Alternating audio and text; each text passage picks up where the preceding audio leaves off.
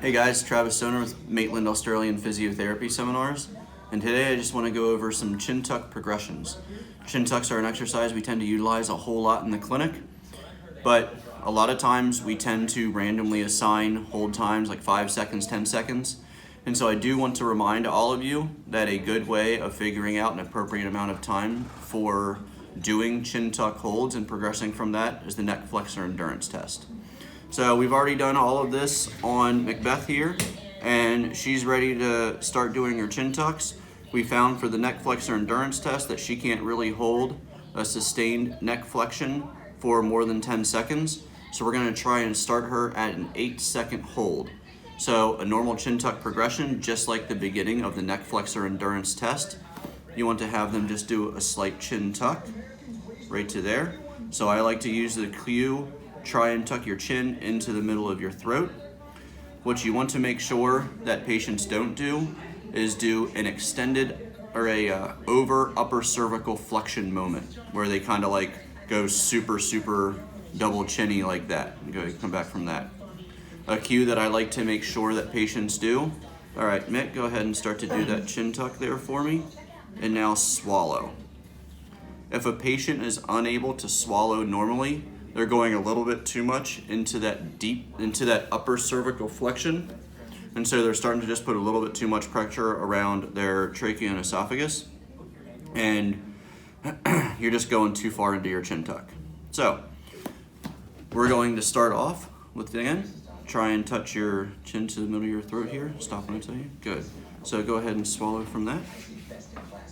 Feeling okay with that, or was that pretty hard? Feel okay. Feel okay?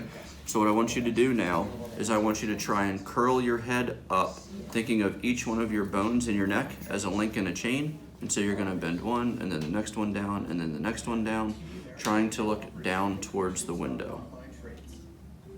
Good, come back out of that.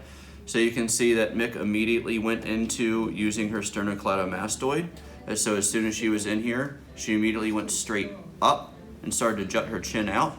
Remember, in the neck flexor endurance test, one of the things that we're looking for is an overactivation of SCM, which she did right away. So remember when we had you during that neck flexor endurance test and you were holding here, you were able to hold this without using these muscles as much until like about 10 seconds in. And so I really want you to try and curl up without using those muscles right there. So curl right up, light chin tuck, coming up there. Good, and hold 8, 7, 6, 5, 4, 3, 2, 1, and go ahead and come back down. And let's do another round of that. So go ahead and curl up. 8, 7, 6, 5, 4, 3, 2, and 1. Good, and come back down. So, really easy way, starting this out supine. It's against gravity, which is gonna give you some good resistance. The next thing you wanna start doing, say you start noticing that you do 10 repetitions, 15 repetitions, and she's able to hold it for 8 seconds each. The important part for any kind of endurance training is increasing your hold time, not so much the reps. So I'm not gonna get it to the point where she's doing like 3 or 5 sets of 10 at 8-second holds. I'd rather get it to where maybe she did 15 reps. Okay, now we're gonna dial it back down. Now we're gonna go back to assessing how many reps she can do holding for 10, 12, 15 seconds. So you want to keep the reps low and the hold times high.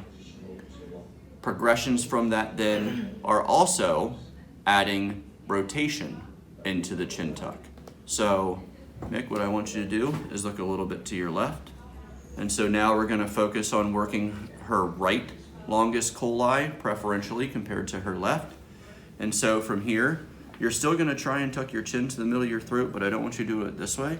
I actually want you to try and pull your cheekbone down towards the middle of your throat and then sit up. So, you're going to be looking for all of the same things here, except when you add the rotation, you can go ahead and relax.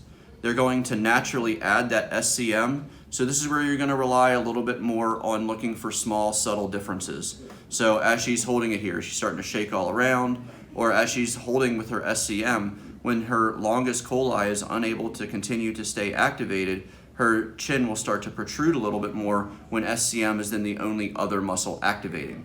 So when you're doing the rotation and raise. You want to look for those little subtle cues that longus colli is failing.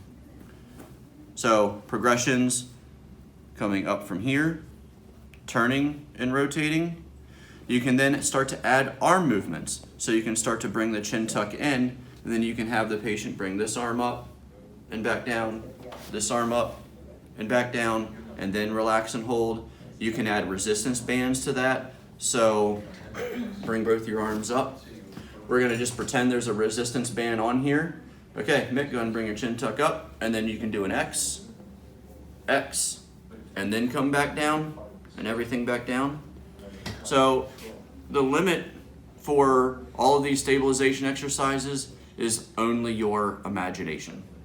So have fun with these. Remember, start off with a neck flexor endurance test to give you a baseline on where the exercises should start, and increase the amount of time that they're holding the chin tuck more so than the reps, and that'll get you more bang for your buck as far as stabilization training.